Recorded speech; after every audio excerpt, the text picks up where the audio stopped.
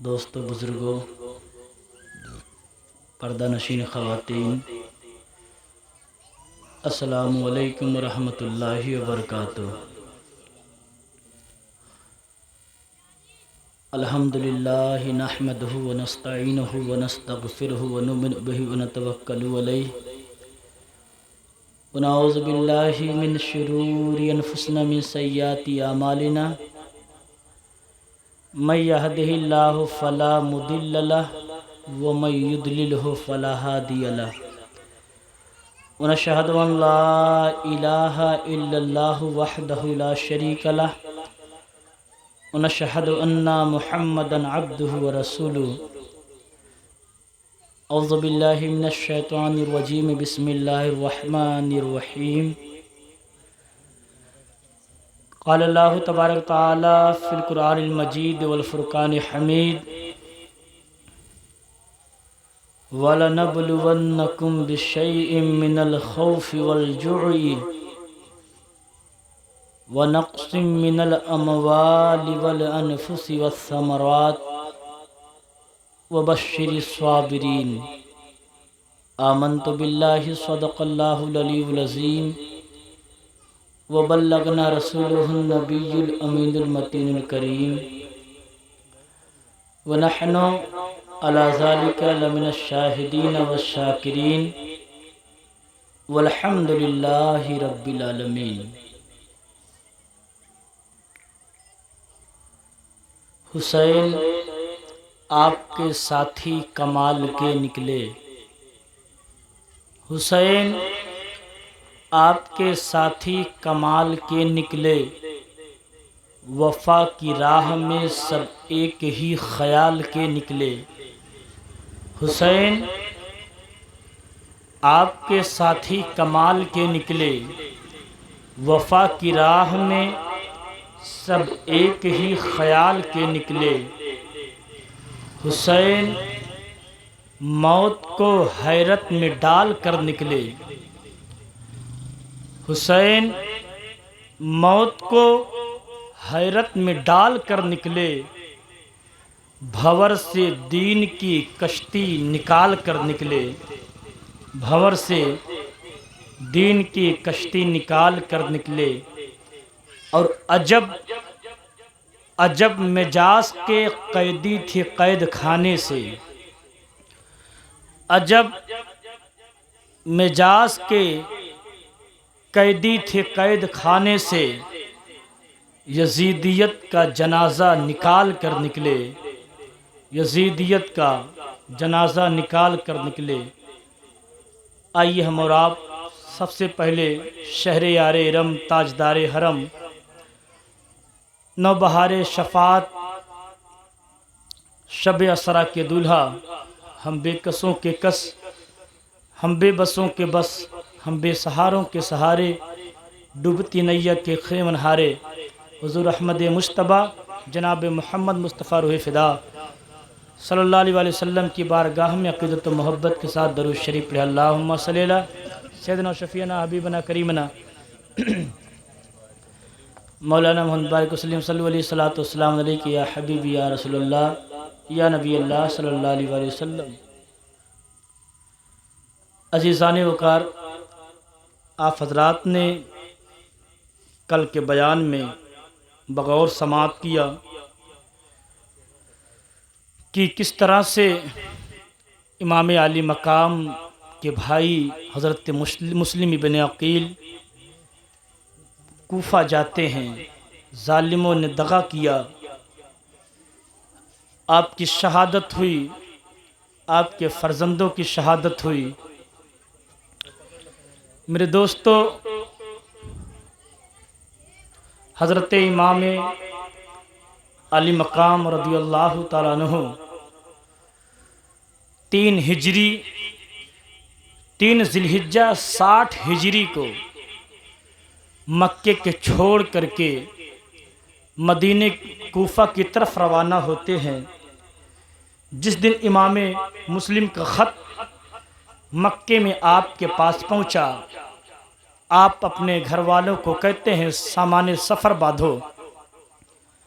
اب حجت کی کوئی گنجائش نہ رہی، اب کوفہ کی طرف جانا ہی ہوگا۔ آپ نے جب اس بات کا حکم دیا گھر والوں کو، یہ بات باہر پھیلی، دیکھتے دیکھتے بزرگ صحابہ حضرت امام حسین کے پاس اکٹھے ہو گئے، جن میں سے عبداللہ ابن عباس ہیں، عبداللہ ابن زبیر ہیں، ابو واقد لیثی ہیں، حضرت ابو سعید خدری ہیں، دیگر بزرگ صحابہ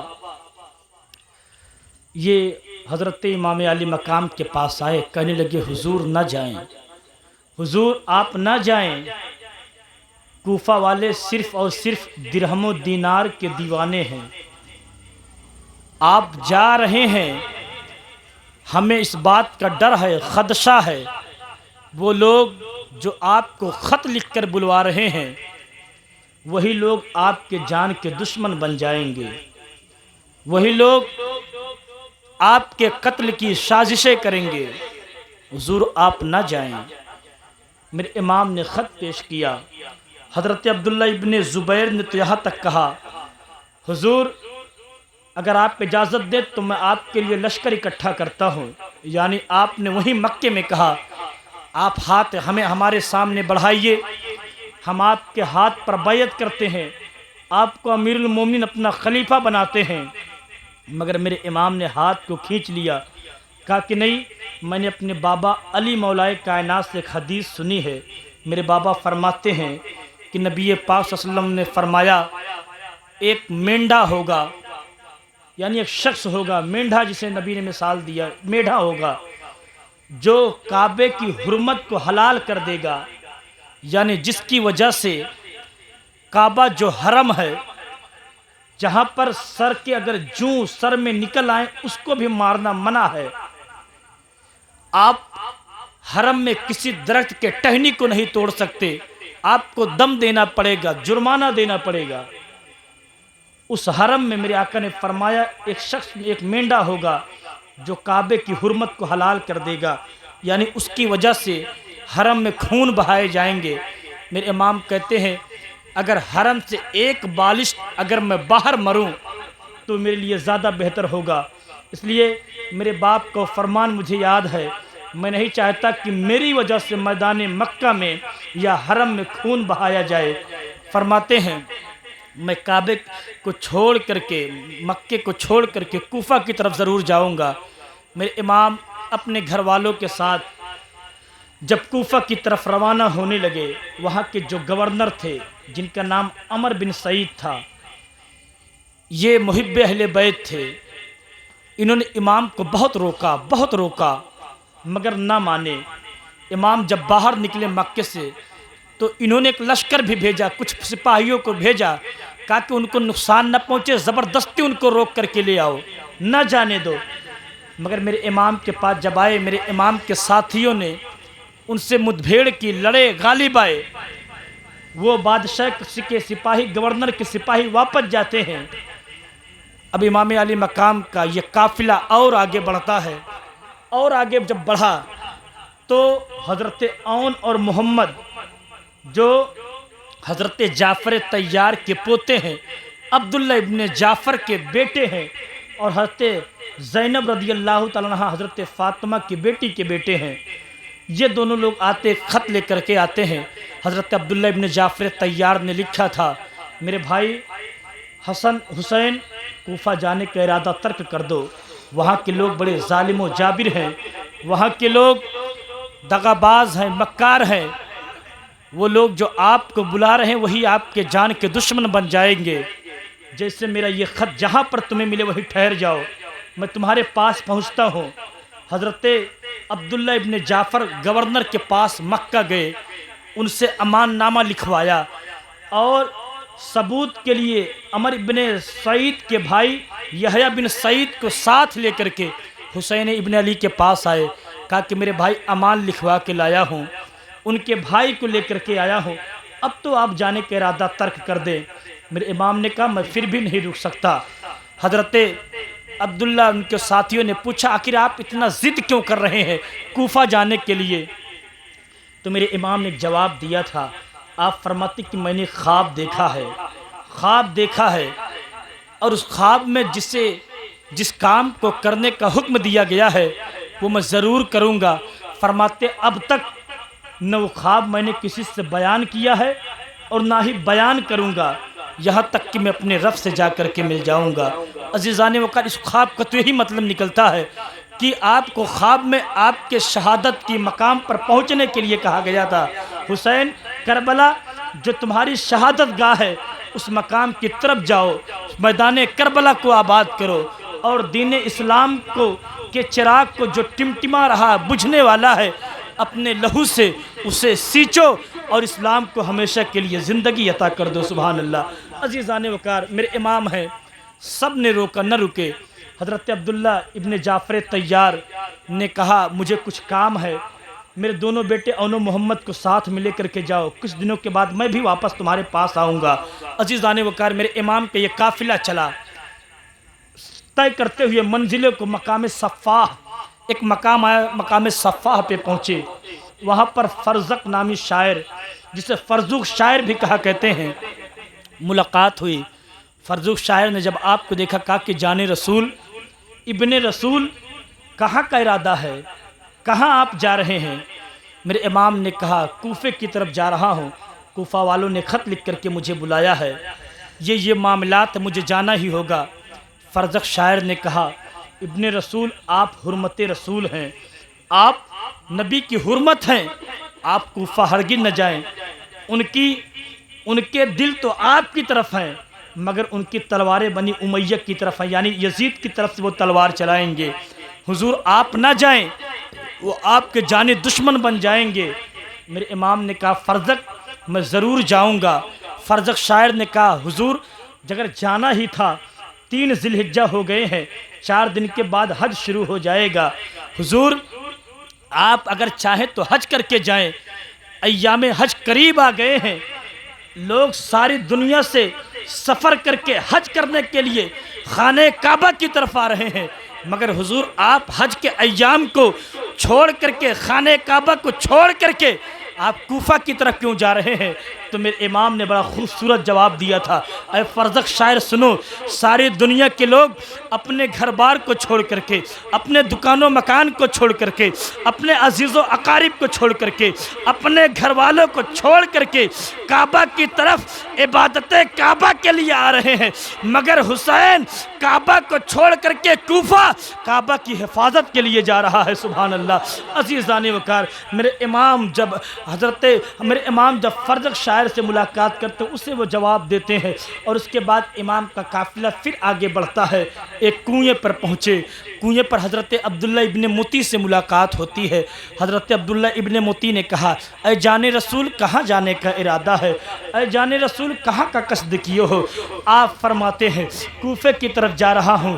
عبداللہ ابن مطی نے کہا حضور ہرگز نہ جائیں، آپ حرمت رسول ہیں، اگر آپ چاہیں تو میں اپنے قبیلے والے کو آپ کے لیے اکٹھا کروں، آپ کے لیے لشکر اکٹھا کروں، مجھے معلوم ہے یہ کوفہ والے بڑے دغاباز ہوا کرتے ہیں، وہ ان کی دل آپ کی طرف ہے، تلواریں بنی امیہ کی طرف ہے، وہ زر اور جواہرات درہم و دینار کے پجاری ہیں، وہ آپ کے ساتھ دغا کریں گے، آپ کا ساتھ نہ دیں گے۔ میرے امام نے کہا دلوں کا راز صرف اللہ کو معلوم ہے، وہی دلوں کو پھیرنے والا ہے۔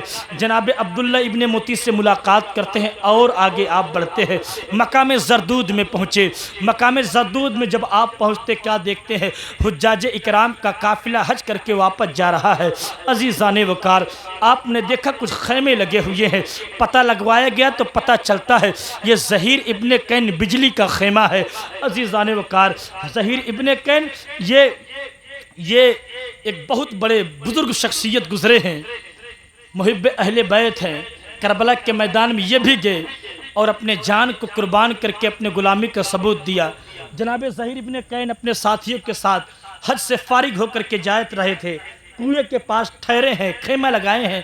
میرے امام اپنے ساتھیوں کے ساتھ جب کنویں پر رکے، آپ نے دیکھا خیمہ لگا، پتہ لگایا گیا تو پتہ چلا ظہیر ابن کین بجلی کا خیمہ ہے۔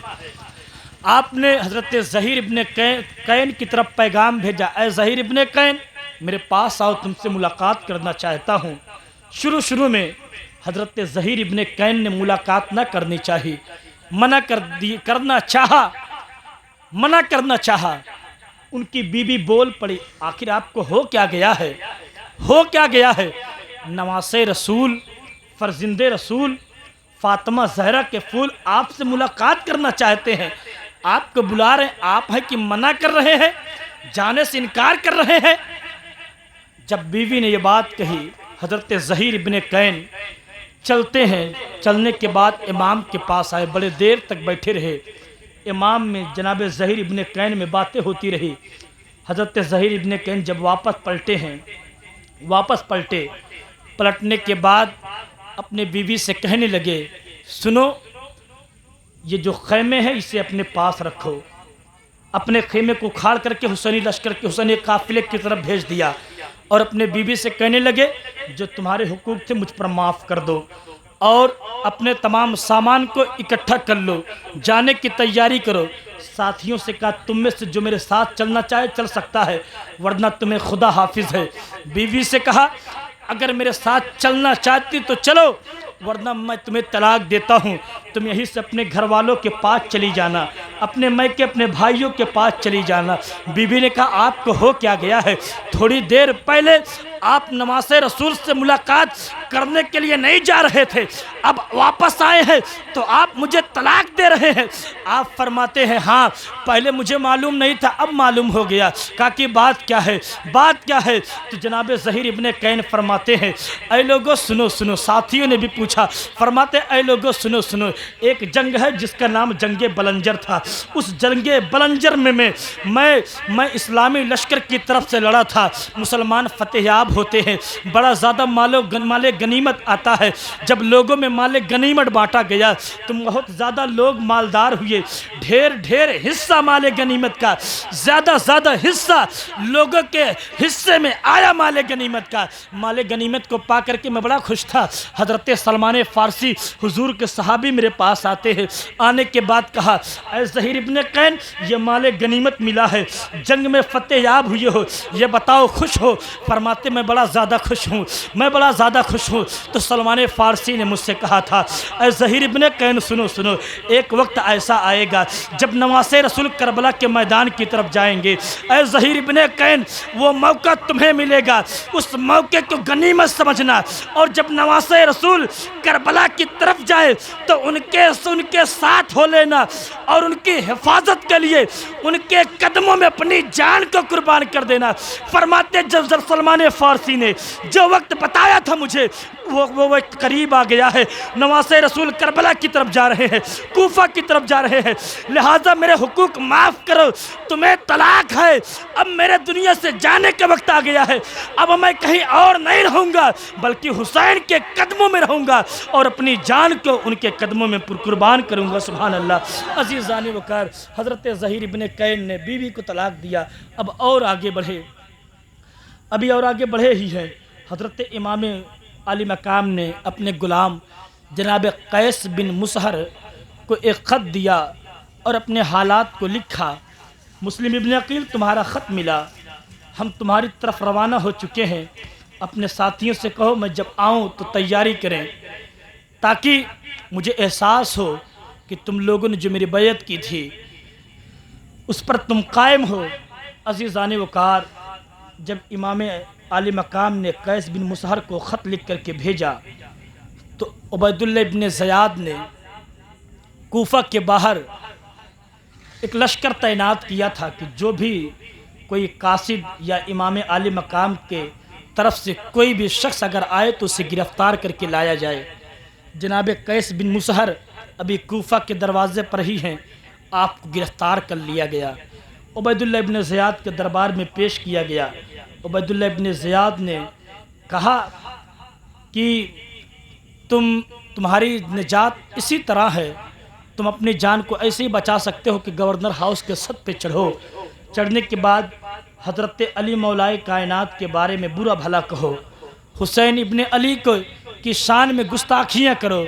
حضرت قیس ابن مسہر گورنر ہاؤس کے چھت پہ چڑھے، چڑھنے کے بعد انہوں نے تقریر کرنی شروع کی تو حضرت علی کے شان میں گستاخی نہیں کرتے ہیں بلکہ حضرت علی مولائے کائنات کی تعریف کرنے لگے۔ سبحان اللہ۔ اور کہتے اے لوگو سنو، اس وقت پوری دنیا میں اگر سب سے بہتر مومنوں میں کوئی انسان ہے تو کوئی اور نہیں بلکہ نواسۂ رسول امام حسین ہے۔ سبحان اللہ۔ اس دنیا میں ان کے علاوہ اس وقت کوئی نبی کا نواسہ نہیں موجود ہے۔ اے لوگو، تم ان کے وقار کو پہچانو، ان کی عزت کو پہچانو، ان کے مرتبے کو پہچانو۔ امام حسین کی تعریف کی، آپ کے گھر والے کی تعریف کی، اور عبید اللہ ابن زیاد کے بارے میں برا بھلا کہے۔ جب عبید اللہ ابن زیاد کے بارے میں آپ نے برا بھلا کہا تو اس نے حکم دیا گورنر ہاؤس کے چھت سے، انہیں دھکا لگاؤ، یہ نیچے گرے اور ان کی ہڈیاں چور چور ہو جائے۔ آپ کو ایک ظالم نے پیچھے سے دھکا لگایا، نیچے گرے، ہڈیاں چور چور ہو گئی۔ عزیزان وقار، امام علی مقام کا قافلہ اور آگے بڑھا، مقام ثالبہ میں پہنچا۔ جب مقام ثالبہ میں آپ کا قافلہ پہنچا تو وہیں پر آپ کو امام مسلم کے آپ کے شہزادوں کی شہادت کی خبر پہنچتی ہے۔ میرے امام نے امام مسلم کو بھائیوں کو بلایا، بلانے کے بعد کہا مسلم ابن عقیل کو ظالموں نے شہید کر دیا ہے، اب یہ بتاؤ تمہاری کیا مرضی ہے۔ آپ نے لوگوں کو بلایا، کہا کہ اگر تم میں سے کوئی جانا چاہے تو جا سکتا ہے۔ مسلم ابن عقیل کے 3 بھائی شامل تھے، کھڑے ہو جاتے ہیں اپنی تلوار کو نکال کر کے، کہنے لگے نہیں، اب ہم واپس پلٹ کر کے نہیں جائیں گے، یا تو اپنے بھائی مسلم ابن عقیل کا بدلہ لیں گے یا تو خود ان کی طرح اپنی جان کو قربان کر دیں گے۔ عزیزان وقار، آپ نے لوگوں سے اس بات کو مخفی رکھا، مگر جب اور آگے بڑھے مقام زبالہ میں پہنچے، امام عالی مقام نے تمام لوگوں کو جناب مسلم ابن عقیل کی شہادت کی خبر دی اور لوگوں کو کہا اے لوگوں، کوفہ والوں نے دغا بازی کی ہے، اب اگر تم میں سے کوئی لوٹنا چاہے تو واپس جا سکتا ہے۔ راستے میں کچھ لوگ جو ملاقات کیے تھے اور آپ سے ملے تھے، وہ آپ کے ساتھ کو چھوڑ کر کے ادھر ادھر چلے گئے، صرف وہی تقریباً زیادہ لوگ وہی رہ گئے جو آپ کے ساتھ میں مکے سے چلے تھے، مدینے سے چلے تھے۔ عزیزان وقار، یہ قافلہ جب اور آگے بڑھا، کوہ جی حشم کے دامن میں آپ پہنچے ہیں۔ آپ جب کوہ جی حشم کے دامن میں پہنچے ہیں، پڑاؤ کیا ہے، خیمے لگائے ہیں، تو کوفہ کی طرف سے دھول اڑتی دکھائی دیتی ہے، ایسا لگتا کہ کوئی لشکر آ رہا ہے۔ جب وہ آنے والے قریب آتے ہیں، لشکر کے دھول جب چھٹتی ہے تو ان میں سے گھوڑے نمودار ہوتے ہیں، فوجی سوار نمودار ہوتے ہیں۔ عزیزان وقار، جب وہ لوگ آتے ہیں، امام کے قریب پہنچتے ہیں، امام عالی مقام نے ان لوگوں کو دیکھا، دیکھنے کے بعد اپنے ساتھیوں سے کہا یہ دور سے آ رہے ہیں، ایک کام کرو، ان کے گھوڑے بھی پیاسے ہیں، یہ لوگ بھی پیاسے معلوم ہوتے ہیں، ان کے پانی پلاؤ، ان کو پانی پلاؤ، ان کے گھوڑے کے بھی کھانے کا انتظام کرو۔ عزیزان وقار، یہ آنے والا 1000 سواروں کا دستہ لے کر کے کوئی اور نہیں تھا بلکہ حر ابن یزید جو ہے تمیمی تھا، جو عبید اللہ ابن زیاد کے کہنے پر امام عالی مقام کو گرفتار کرنے کے لیے آیا تھا۔ عزیزان وقار، حضرت امام عالی مقام کے ساتھیوں نے جب ان تمام لوگوں کو پانی پلایا، حر ابن یزید آپ سے کچھ نہ کہہ سکا۔ ظہر کا وقت ہوتا ہے، امام عالی مقام نے حر بن یزید کے لشکریوں کو مخاطب کیا اور مخاطب کر کے کہنے لگے اے لوگو سنو سنو، میں تمہاری طرف اس وقت تک نہیں آیا جب تک کہ تم نے خطوط لکھ کر کے مجھے نہ بلائے۔ اے لوگو، اب مجھ سے وعدہ کرو، میرے ہاتھ پر وعدہ ہاتھ رکھ کر کے کرو کہ تم لوگ اپنے وعدے پر قائم ہو۔ تو تمام لوگوں نے گردنیں جھکا دی۔ اذان پڑھی جاتی ہے، میرے امام جب نماز کے لیے چلتے ہیں، آپ حر کی طرف مخاطب ہو کر کے کہتے ہیں اے حر، یہ بتا یا اکیلے نماز الگ پڑھے گا یا میرے پیچھے پڑھے گا؟ حر کہتا حضور آپ امامت کریں، ہم تمام لوگ آپ کے پیچھے نماز پڑھیں گے۔ بولے سبحان اللہ۔ عزیزان وقار، لہٰذا حر کہہ رہا ہو جب امام برحق موجود ہے، امام برحق ہمارے سامنے موجود ہے، تو ہم اگر تنہا جماعت کریں گے تو ہماری نمازیں قبول ہو یا نہ ہو، مگر یہ نماز رسول ہے، ان کے پیچھے اگر نماز پڑھیں گے تو ہماری نمازیں بدرجہ اولا قبول ہوں گی۔ سبحان اللہ۔ عزیزان وقار، حضرت امام علی مقام نماز پر کے لیے مصلی پر جاتے ہیں، نماز ظہر سے فارغ ہوتے ہیں، حر جو ہے واپس اپنے ساتھیوں میں چلا جاتا ہے۔ عصر کا وقت ہوتا ہے، میرے امام نے ساتھیوں سے کہا سامان باندھ لو، عصر کی نماز کے بعد سفر کرنا ہے۔ عزیزان وقار، میرے امام نماز پڑھاتے، حر اپنے ساتھیوں کے ساتھ آ کر کے عصر کی نماز پڑھتا ہے۔ عصر کی نماز میرے امام نے پھر تقریر کی، میرے امام فرماتے ہیں اے لوگو، تم نے خطوط بھیج کر کے مجھے بلایا ہے، اب مجھ سے وعدہ کرو، میرے ساتھ دغا نہ کرو، یہ بتاؤ تم لوگ میرا ساتھ دینے کے لیے لیے تیار ہو یا نہیں؟ تو حر کہتا ہے حضور آپ کس خط کے بارے میں کہہ رہے ہیں؟ مجھے تو کسی خط کے بارے میں معلوم نہیں ہے۔ میرے امام نے 150 جو خطوط تھے ان کی بوری منگائی، بوری منگانے کے بعد حر کے سامنے خط رکھ دیے۔ حر نے خطوں کو دیکھا، کہا کہ حضور میں ان لوگوں میں سے نہیں ہوں جنہوں نے خط لکھ کر کے بلایا ہے۔ میرے امام ان خطوں کو رکھ کر کے اپنے ساتھیوں کے ساتھ چلنے لگے۔ حر آ کر کے سامنے کھڑا ہوتا ہے، راستہ روکتا۔ میرے امام فرماتے ہیں حر آخر تیری ماں تجھ پر روئے، تیری ماں تجھ پر روئے، تیرا ارادہ کیا ہے؟ حر کہتا حضور اگر آپ کے علاوہ کوئی دوسرا عرب یہ بات کہتا کہ تیری ماں تجھ پر روئے تو میں اس کی ماں کو بھی ایسا ہی جواب دیتا، مگر آپ کی ماں خاتون قیامت ہے۔ بولے سبحان اللہ۔ آپ کی ماں سیدہ ہے، آپ کی ماں فاطمہ زہرا ہے، آپ کے ماں کی میں بڑی عزت و تکریم کرتا ہوں۔ حضور میں آپ کی ماں کے بارے میں کچھ نہیں کہہ سکتا۔ میرے امام جب چلنے لگے حر نے راستہ روکا۔ میرے امام کہتے حر تیرا ارادہ کیا ہے؟ حر کہنے لگا حضور مجھے تو حکم دیا گیا ہے کہ جہاں آپ پہنچے ہو آپ کو روکا جائے، آگے نہ بڑھنے دیا جائے۔ میرے امام کہتے ہیں آخر مجھے کچھ تو آگے چلنے دے۔ عزیزان وقار میرے امام اور آگے بڑھتے ہیں اور آگے بڑھتے ہیں۔ ایک مقام آتا ہے، ایک مقام آتا ہے جسے مقام گازریہ کہتے ہیں، یا مقام کوہ ذی حشم کہتے ہیں۔ میرے امام جب اس مقام پر پہنچے خیمہ لگاتے، حر بھی آگے جو ہے کچھ دور پر خیمہ لگاتا ہے۔ رات کی تاریکی ہوتی، میرے امام نے اپنے ساتھیوں سے کہا رات کی تاریکی میں ہمیں یہاں سے نکلنا ہے، ہمیں یہاں سے نکلنا ہے۔ میرے امام کے ساتھی رات کے تاریکی میں جب نکلنے لگے، تھوڑی دیر کے بعد امام عالی مقام کی آنکھ لگ جاتی ہے، آنکھ لگ جاتی ہے۔ آپ نے خواب دیکھا، خواب میں ایک سوار کہہ رہا ہے اے لوگوں سنو، یہ لوگ اپنی زندگی کی تلاش میں نکلتے جا رہے ہیں، بھاگ رہے ہیں، مگر انہیں نہیں معلوم ہے کہ موت ان کی طرف بڑھتی جا رہی ہے۔ اتنے میں امام حسین کی آنکھ کھل گئی، آپ بلند آواز سے تیز انا للہ پڑھنے لگے۔ آپ کے بیٹے حضرت زین العابدین قریب تھے، انہوں نے پوچھا بابا یہ کلمات آپ کے زبان پہ کیسے جاری ہوئے؟ آپ فرماتے ہیں میں نے یہ خواب دیکھا ہے۔ میرے امام زین العابدین کہتے بابا یہ بتائیے کیا ہم حق پر ہیں؟ امام عالی مقام نے فرمایا بیٹے ہم حق پر ہیں، حق تمہارے ساتھ ہے، ہم نبی کی اولاد ہیں، ہم خدا کی عبادت کرنے والے ہیں۔ میرے امام کے بیٹے نے کہا بابا جب ہم حق پر ہیں تو ہمیں ایسی موت کی پرواہ نہیں کرنی چاہیے۔ میرے امام نے اپنے بیٹے کو دعائیں کی، کہا کہ تجھے وہی عذر ملے جو ایک نیک باپ کو اپنے بیٹے سے ملا کرتا ہے۔ عزیزان وقار ایک قافلہ جب صبح ہوتا ہے تو کوفے کی طرف سے ایک سوار آتا ہے، آنے کے بعد امام عالی مقام کی طرف نہیں آیا بلکہ حر کی طرف آیا۔ آنے کے بعد ایک خط لکھتا ہے، یہ خط دیتا ہے، یہ عبید اللہ ابن زیاد کا خط تھا۔ عبید اللہ ابن زیاد نے لکھا تھا حسین ابن علی جہاں بھی ہوں ان کو چٹیل میدان میں اتارا جائے، وہاں پر جہاں پانی موجود نہ ہو، وہ جگہ جو لڑنے کے لیے بالکل موزوں ہو، اچھی جگہ ہو۔ عزیزان وقار وہ خط امام کی بارگاہ میں حر دیتا ہے۔ امام نے خط کو پڑھا، پوچھا حر تیرا ارادہ کیا ہے؟ حر تیرا ارادہ کیا ہے؟ امام سے جناب حر کہتے ہیں حضور مجھے جو حکم دیا گیا میں وہی کروں گا۔ عزیزان وقار میرے امام کہتے مجھے سامنے والے بستی کی طرف جانے دو، مجھے سامنے والے گاؤں کی طرف گازریہ یا شقیہ کی طرف جانے دو۔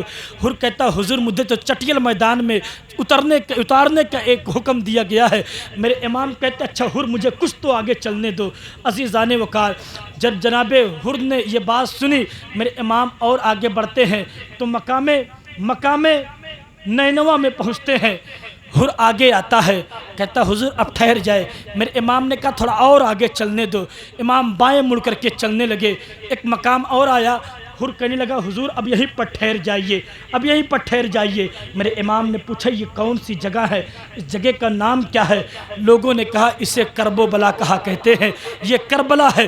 میرے امام نے کہا لوگوں اب ٹھہر جاؤ، یہی وہ جگہ ہے جہاں پر ہمارے اونٹ باندھے جائیں گے، یہی وہ جگہ ہے جہاں پر ہمارے خیمے نصب ہوں گے، یہی وہ جگہ ہے جہاں پر اہل بیت اطہار کے خیمے کو جلایا جائے گا، یہی وہ جگہ ہے جہاں پر اہل بیت نبی نبوت کے چشم و چراغ کو شہید کیا جائے گا۔ میرے امام کہتے ہیں یہی وہ جگہ ہے جہاں پر یزیدی فوجیں امام علی مقام کے ساتھیوں پر پانی بند کریں گی اور ان کے جسموں کو بے گورو کفن چھوڑ دیں گی، ان کے جسموں پر گھوڑے دوڑائیں گے۔ عزیزان وقار میرے امام کہتے ہیں یہی وہ جگہ ہے، یہی کرب و بلا کی دھرتی ہے، یہی مقتل کربلا ہے، یہ کرب و بلا ہے، یہ جو قرب ڈھانے والی ہے۔ عزیزان وقار میرے امام کہتے ہیں لوگوں یہیں پر خیمے لگا لو۔ یہ محرم الحرام کی 3 تاریخ تھی یا 2 تاریخ تھی، میرے امام جب کربلا کے میدان میں اترتے ہیں آپ نے خیمے نصب کیے، ٹھہرا ہوا ہے۔ اس وقت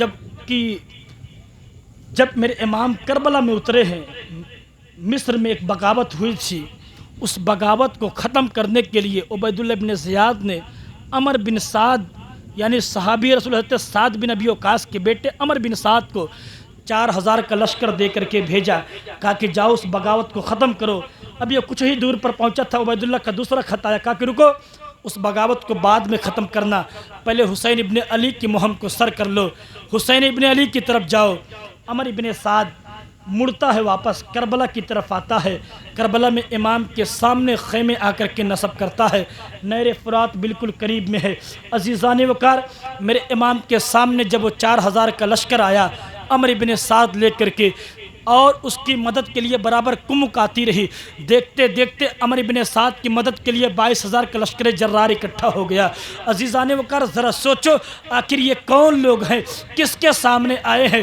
یہ مٹھی بھر لوگ قافلے کے ساتھ آئے ہیں، لڑنے کے ارادے سے وہ بھی نہیں آئے، ورنہ ہتھیار لے کر کے آتے۔ اگر لڑنے کے ارادے سے آتے تو صحابہ کے غازیوں کی فوج کو لے کر کے آتے۔ عزیزان وقار یہ اپنے گھر والوں کو لے کر کے آئے ہیں، جس میں عورتیں بھی ہیں، بوڑھے بھی ہیں، بچے بھی ہیں، بیمار بھی ہیں۔ عزیزان وقار یہ لوگ 72 کی تعداد میں آئے ہیں، مگر ان کے مقابلے کے لیے 22000 کے لشکر جرار کو عمر ابن سعد نے اتارا ہے۔ آخر ایسا کیوں ہے؟ ایسا اس لیے اسے معلوم تھا یہ ہاشمی گھرانے کے لوگ ہیں، ان کے رگوں میں اسی مولائے کائنات کا خون دوڑ رہا ہے جس نے میدان بدر میں اپنے بہادری کے جوہر دکھائے تھے، میدان احد میں اپنی تلوار کے جوہر دکھائے تھے، میدان خندق میں عمر ابن عبد اود کو کاٹ کر کے رکھا تھا، خیبر کے دروازے کو اکھاڑ کر کے رکھا تھا۔ انہیں پتا تھا یہ ہاشمی گھرانے کے شیر ہیں، اگر یہ لڑنے پر آ جائے 22000 کا لشکر جرار کچھ بھی ان کے لیے نہیں ہے۔ لہٰذا 22000 کا لشکر جرار کو جب انہوں نے کافی نہ سمجھا تو لشکر حسین پر ان لوگوں نے کھانا اور پانی بند کر دیا۔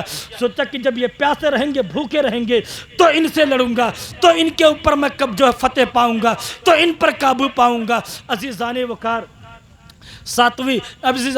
عمر ابن سعد جب کربلا کے میدان میں آتا ہے، امام حسین کی طرف خط بھیجتا ہے، کہتا جاؤ پوچھ کے آؤ امام کیوں یہاں پر آئے ہیں۔ میرے امام نے کہا، جواب دیا، اے لوگو سنو، میں ایسے نہیں اپنے مرضی سے آیا ہوں، مجھے بلایا گیا تو آیا ہوں، اگر تمہیں منظور نہیں تو مجھے اجازت دو، میں واپس چلا جاؤں گا۔ اب عمر ابن سعد نے جب یہ بات سنی تو اس نے لکھ کر کے عبید اللہ ابن زیاد کو بھیجا۔ عبید اللہ ابن زیاد نے آپ کے عمر ابن سعد کے بات کو سنا اور تھوڑی دیر کے لیے وہ نرم پڑ گیا۔ عبید اللہ ابن زیاد نے پھر حکم دیا، حسین ابن علی ان کے ساتھیوں سے کہو یا تو یزید کی بیعت کریں یا تو پھر وہ جنگ کے لیے تیار ہو جائیں، یا تو میرے سامنے گردن جھکا دیں، میرے پاس آئیں گردن جھکا کر کے، میں جو چاہوں گا ان کے بارے میں فیصلہ کروں گا۔ عزیزان وقار درود شریف پر اللہم صلی علی سیدنا شفیعنا حبیبنا کریمنا مولانا محمد بارک وسلم صلی اللہ علیہ وسلم علیہ یا حبیب یا رسول اللہ یا نبی اللہ صلی اللہ تعالی علیہ وآلہ وسلم۔ بند کرو اسے۔ سیدنا شفیعنا حبیبنا کریمنا مولانا محمد بارک وسلم صلی اللہ علیہ وسلم علیہ یا رسول اللہ یا حبیب اللہ نبی اللہ صلی اللہ تعالی علیہ وآلہ وسلم۔ میرے دوستو، عمر ابن سعد نے جب خط لکھ کر کے عبید اللہ ابن زیاد کے پاس بھیجا، اس نے حکم دیا حسین ان کے ساتھیوں سے کہو یا تو یزید کی بیعت کریں یا تو میرے سامنے سر جھکائے تو میں جو سوچوں گا ان کے لیے فیصلہ کروں گا۔ عمرو بن سعد سے میرے امام نے کہا میں رات کے تاریکی میں ملنا چاہتا ہوں، اور رات میں ملاقات کرتے ہیں۔ 20 سواروں کے ساتھ آپ گئے، وہ بھی 20 سواروں کے ساتھ آیا، پھر تنہائی میں ملاقات ہوئی، بڑی دیر تک امام باتیں کرتے رہے۔ میرے امام نے کہا میری 3 شرطیں ہیں، اسے مان لو۔ پہلی شرط یہ ہے کہ اگر تمہیں میرا آنا منظور نہیں ہے تو مجھے واپس، میں وہیں جہاں سے آیا ہوں وہیں پر جانے دو، میں واپس چلا جاؤں گا۔ دوسری یہ ہے اگر وہاں نہیں جانے دیتے تو مجھے کسی سرحدی مقام پر کہیں ایسے علاقے میں جانے دو کہ میں گمنامی کی زندگی جو ہے اپنی پوری زندگی بقیہ گزار لوں گا۔ اور تیسری یہ ہے اگر اسے بھی نہیں مانتے ہو تو مجھے سیدھا یزید کے پاس جانے دو، میں اس سے فیس ٹو فیس اپنے معاملات کو طے کروں گا۔ کیسے؟ جیسے میرے بھائی امام حسن نے حضرت امیر معاویہ سے اپنے معاملات کو طے کیا تھا۔ میرے امام نے یہ باتیں جب عمرو بن سعد سے کہا، امام کا لہجہ اتنا سلجھا ہوا سنجیدہ تھا، تھوڑی دیر کے لیے وہ نرم پڑ گیا اور حالات کو لکھا، اور اپنی طرف سے لکھا کہ حسین ابن علی جو بالکل سلجھی ہوئی بات کرتے ہیں، یہ جنگ و جدل نہیں چاہتے ہیں، یہ قتل و غارت نہیں چاہتے ہیں، میرا بھی یہی مشورہ ہے کہ ان کے باتوں کو مان لیا جائے۔ عبیداللہ ابن زیاد کے پاس جب یہ خط پہنچا، وہ بھی تھوڑی دیر کے لیے سلجھا ہوا ہو گیا، وہ بھی تھوڑی دیر کے لیے غمگین ہو گیا، سوچنے لگا یہ خط تو ایسے آدمی کا ہے جو اپنے امیر کا بڑا خیر خواہ ہے، جو اپنی حکومت کا بڑا خیر خواہ ہے۔ عزیزان وقار وہ نرم پڑ گیا تھا، وہ کوئی فیصلہ کرنے ہی والا تھا۔ وہیں پر بدبخت ایک شخص بیٹھا ہوا تھا جس کا نام شمر دلجوشن ہے۔ یہی پورے کربلا کے معاملات کو سامنے لانے والا یہی شمر دلجوشن ہے، جسے کوڑ کا داغ تھا، جسے میرے نبی نے کتا فرمایا ہے۔ میرے نبی نے فرمایا کہ میں دیکھ رہا ہوں اپنی نگاہ نبوت سے ایک کوڑھی کتا ہے جو میرے اہل بیت کے خون میں اپنا منہ ڈبوتا ہے۔ عزیزان وقار شمر کو کوڑ کی بیماری تھی۔ اس کہتا ہے آخر تمہیں ہو کیا گیا ہے، تمہیں ہو کیا گیا ہے؟ اس وقت حسین ابن علی تمہارے زمین پر آئے ہیں، قبضہ تمہارے ہاتھ میں ہے، اس وقت ان پر فتح پانا بڑا آسان ہے۔ یاد رکھو اگر ہمارے ہاتھ سے وہ نکل گئے پھر ان پر فتح نہیں پا سکتے ہو، پھر فتح و غلبہ انہی کا ہوگا۔ میں نے سنا ہے عمرو بن سعد رات رات میں ان سے ملاقات کرتا ہے، باتیں کرتا ہے۔ اگر وہ لشکر کو اپنے کمان میں نہیں رکھ سکتا، حملہ نہیں کر سکتا ہے، حسین کے مہم کو نہیں کر سکتا ہے تو لشکر کو میرے حوالے کرے۔ عزیزان وقار جب شمر دلجوشن نے یہ بات کہی، عبیداللہ ابن زیاد کو بھڑکایا۔ عبیداللہ ابن زیاد نے خط لکھا عمرو بن سعد کو، میں تمہیں حسین سے صلح کرنے کے لیے نہیں بھیجا ہوں، میں تمہیں حسین کے مہم کو سر کرنے کے لیے بھیجا ہوں۔ ایک بات یاد رکھو، اگر رائے کی حکومت چاہتے ہو، قلعہ رائے یہ بہت خوبصورت علاقہ تھا، کہا کہ اگر رائے کی حکومت چاہتے ہو تو حسین ابن علی کے مہم کو سر کرو، ورنہ لشکر کو شمر دلجوشن کے حوالے کرو۔ اور اس کو زبانی کہا اگر عمرو بن سعد کوئی آناکانی کرے تو سب سے پہلے اس کا سر کاٹ کر کے میری طرف بھیج دینا۔ اب شمر دلجوشن خط کو لے کر جاتا ہے، عمرو بن سعد نے سارے معاملے کو دیکھا تو سمجھ جاتا ہے اور شمر دلجوشن سے کہنے لگا، ارے شمر دلجوشن یہ تیرا کارنامہ ہے، عبیداللہ ابن زیاد اتنا ظالم تو نہیں ہو سکتا، وہ تو مان گیا ہوگا مگر تو نے ہی جو ہے اسے چڑھایا اور بڑھایا ہے۔ شمر کہنے لگا، اس کے چہرے پر شیطانی مسکراہٹ آتی ہے، کہنے لگا آخر جو ہے حسین کے مہم کو سر کرو گے یا لشکر کو میرے حوالے کرو گے؟ عمرو بن سعد کے جو ہے دل میں دنیا غالب آ گیا تھا، وہ کہنے لگا نہیں، لشکر کو تیرے حوالے نہیں کروں گا بلکہ اس مہم کو تو میں ہی سر کروں گا۔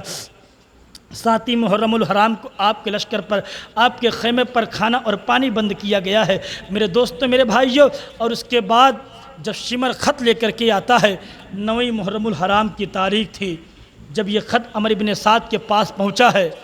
9 محرم الحرام کو شمر دلجوشن لے کر کے آیا تو عمرو بن سعد نے نکارے بجوا دیے، ڈھول بجوا دیے اور حملہ کرنے کا حکم دے دیا۔ میرے امام اپنے تلوار کا سہارا لے کر کے خیمے کے دروازے کے سامنے ٹیک لگائے تھے کہ نیند آ گئی تھی۔ ایسے عالم میں جب لشکر کی گھڑگھڑاہٹ خیمے کے قریب آنے لگی، سیدہ زینب نے آواز کو سنا، امام کو جگایا، کہا کہ میرے بھائی دیکھو لشکر کی گھڑگھڑاہٹ قریب سے آ رہی ہے، انہوں نے لگتا ہے جنگ کا ارادہ بنا لیا ہے، طبلۂ جنگ کو بجا دیا ہے، ذرا دیکھو بات کیا ہے۔ میرے امام نے آنکھیں کھولی، کہا کہ بہن زینب ابھی میں نے خواب دیکھا ہے، خواب میں نانا کی زیارت ہوئی ہے، نانا فرماتے حسین میرے بیٹے بہت جلد تم مجھ سے ملاقات کرنے والے ہو۔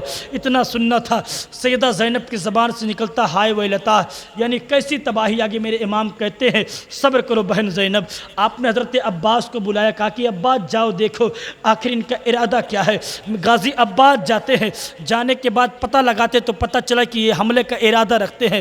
امام عالی مقام کو خبر کیا گیا، میرے حسین نے فرمایا عباس ان سے کہو آج کی رات مجھے مہلت دے دے، آج کی رات جنگ کو ملتوی کر دے، آج کی رات جنگ کو روک دے، کل صبح جو ہے اس کے بارے میں کچھ سوچا جائے گا۔ عزیزان وقار حضرت عباس نے جب یہ بات کہی، لشکر یزید پیچھے چلا جاتا ہے۔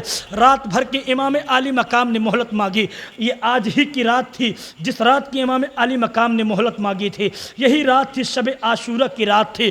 میرے امام نے اپنے تمام ساتھیوں کو بلایا، بلانے کے بعد لوگوں میں تقریر کی، اے لوگوں سنو سنو، یہ ظالم میرے خون کے پیاسے ہیں، یہ ظالم مجھے مارنا چاہتے ہیں، میرے قتل کے بعد یہ لوگ جو ہے تمہارے ساتھ کچھ جو ہے کوئی تعارض نہیں کریں گے، تمہارے ساتھ کوئی زور زبردستی نہیں کریں گے، تم اپنی جان کو میرے لیے ہلاکت میں نہ ڈالو، میں تمہیں اجازت دیتا ہوں، تم جو ہے اپنے رات کے تاریکی میں اپنے گھروں کو جا سکتے ہو، تم واپس جہاں سے آئے ہو جا سکتے ہو۔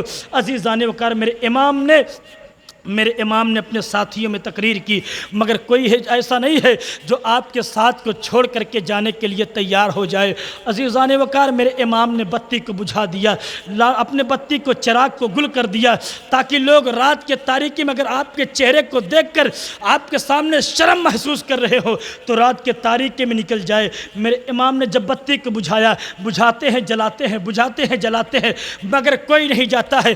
نبی کے صحابی 80 سال کی عمر ہے، حضرت حبیب ابن مظاہر بول اٹھتے ہیں میرے امام آپ کو کیا لگتا ہے کہ ہم آپ کے ساتھ کو چھوڑ کر چلے جائیں گے؟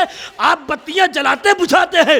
میرے امام سنو، ہم آپ کے کوفی مرید نہیں ہیں، ہم آپ کے مدینے والے مرید ہیں، ہم نہ آپ کے ساتھ کو پہلے چھوڑے تھے نہ اب چھوڑیں گے، یہاں تک کہ میدان جنگ میں آپ کے آگے بھی مریں گے، آپ کے پیچھے بھی مریں گے، آپ کے دائیں بھی مریں گے، آپ کے بائیں بھی مریں گے، یہاں تک کہ اپنے جسم کی بوٹیاں نچوا کر کے آپ کے قدموں پر اپنی جان کو قربان کر دیں گے۔ سبحان اللہ۔ عزیزان وقار میرے امام کے ساتھیوں نے کہا حضور ہم آپ کے چھوڑ کر نہیں جا سکتے ہیں۔ میرے امام نے اپنے ساتھیوں کو کہا اے لوگو سنو سنو، یہ ہمارے زندگی کی آخری رات ہے، سب کو معلوم ہے صبح کیا ہونے والا ہے، آج کی رات شب عاشورہ کی رات ہے، جی بھر کر کے عبادت کر لو، خوب قرآن کی تلاوت کر لو، پیشانیوں کو سجدے کے مزے دو، پوری رات قرآن و تلاوت کو کرو، تسبیح و تحلیل کرو، اپنے نانا پر درود و سلام پڑھو۔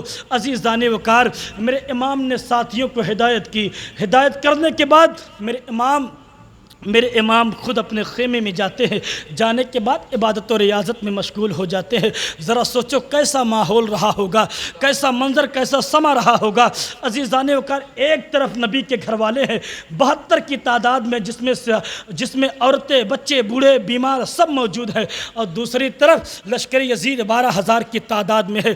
ایک طرف قرآن کی تلاوت ہو رہی ہے تو دوسری طرف لوگ شراب کی محفلیں جمائے ہوئے ہیں، ایک طرف بھروسہ خدا کی ذات پر کیا جا رہا ہے تو دوسری طرف تلوار اور نیزے برچھیاں زہر میں بجھائے جا رہے ہیں، ایک طرف قرآن کی تلاوت ہو رہی ہے تو دوسری طرف رقص و سرور کی محفلیں قائم ہے۔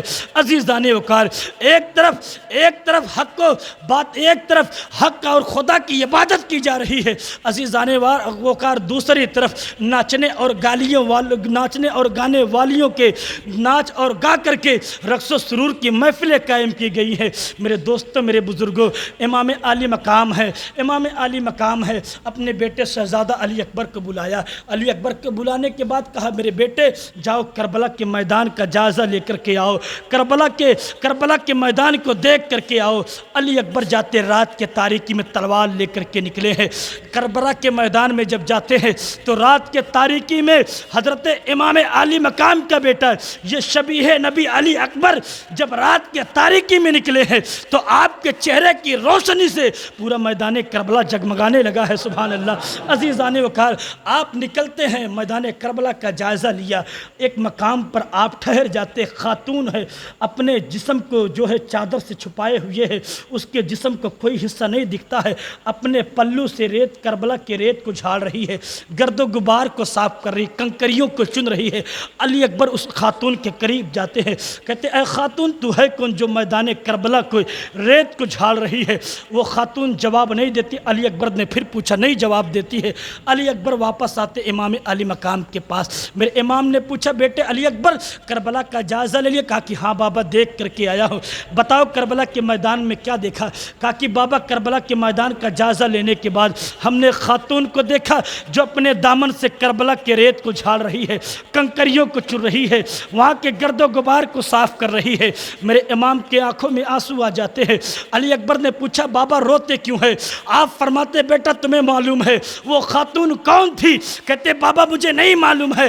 کہتے وہ خاتون کوئی اور نہیں تھی، وہ خاتون تمہاری دادی اور میری ماں خاتون قیامت فاطمہ زہرا تھی۔ سبحان اللہ۔ فرماتے ہیں وہ اپنے دامن سے ریت کو اس لیے جھاڑ رہی ہیں، اس لیے کنکریوں کو چن رہی ہیں تاکہ کل میدان کربلا میں جب اس کا بیٹا زخموں سے چور ہو کر کے جب کربلا کی ریت پر نیچے آئے، زمین پر گرے تو اس کے بیٹے کو کوئی کنکری نہ چبھ جائے، اس کے جسم میں کوئی کنکری تکلیف نہ پہنچا دے۔ اس لیے میری ماں کربلا کے ذرات کو ٹھنڈی کر رہی، جھاڑ رہی ہے، وہاں کے کنکریوں کو چن رہی ہے۔ عزیزان وقار، کسی طریقے سے جب صبح ہوتی ہے حضرت علی اکبر کی اذان سے پورا میدان کربلا گونج اٹھتا ہے۔ میرے امام نے اپنے ساتھیوں کو لے کر کے نماز فجر پڑھی۔ فجر کی نماز کے بعد امام اپنے ذوالفقار کو لیتے ہیں، لینے کے بعد اپنے اونٹ پر سوار ہوتے ہیں، میدان کربلا کی طرف آتے ہیں۔ کربلا کی طرف آنے کے بعد لشکر یزید کو مخاطب کر کے امام ایک بڑی ولولہ انگیز تقریر کرتے ہیں۔ تقریر میں آپ نے اپنے حسب و نسب کو بیان فرمایا۔ امام علی مقام فرماتے ہیں اے لوگو سنو تمہیں معلوم ہے میں کون ہوں، تم مجھے پہچانو، میں نبی کا نواسا ہوں۔ بولے مچل کر کے سبحان اللہ۔ میرے امام فرماتے ہیں اے لوگو میرے مرتبے کو پہچانو، میرے اوقار کو پہچانو، تمہیں معلوم ہونا چاہیے میں تمہارے نبی کا نواسا، اس نبی کا جس کا تم کلمہ پڑھا کرتے ہو۔ تمہیں معلوم ہونا چاہیے اس وقت پوری دنیا کا جائزہ لگاؤ، اگر پوری روئے زمین پر کوئی نبی کا نواسا موجود ہے تو وہ کیول میں ہوں، میرے علاوہ کوئی نبی کا نواسا موجود نہیں ہے، میں تو تمہارے نبی کا نواسا نہیں ہوں۔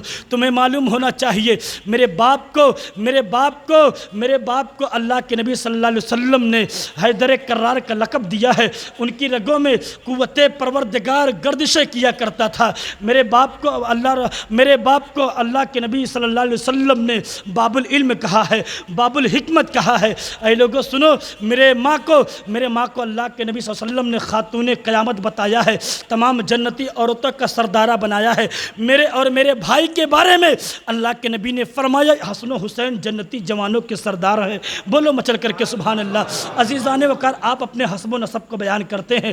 اے لوگوں سنو، میرے خون کو بہانے سے پہلے سوچ لو، کیا تمہارے لیے یہ کافی نہیں ہے کہ میرے آقا نے فرمایا تھا حسین منی و انا من حسین، حسین مجھ سے ہے میں حسین کا ہوں، حسین سے ہوں، حسین کا خون میرا خون ہے، میرا خون حسین کا خون ہے، حسین کا گوشت میرا گوشت ہے، میرا گوشت حسین کا گوشت ہے، حسین کا دوست میرا دوست ہے، میرا دوست حسین کا دوست ہے، حسین کا دشمن میرا دشمن ہے، میرا دشمن حسین کا دشمن ہے، اور جو حسین کا دشمن ہوگا وہ میرا دشمن ہوگا، جو میرا دشمن ہوگا وہ خدا کا دشمن ہوگا، اور جو اللہ کا دشمن ہوگا اس کی دنیا و آخرت دونوں برباد کر کے رکھ دی جائیں گی۔ عزیزان وقار، میرے امام تقریر کرتے ہیں مگر لشکر یزید اپنے سر کو جھکائے ہوئے ہے۔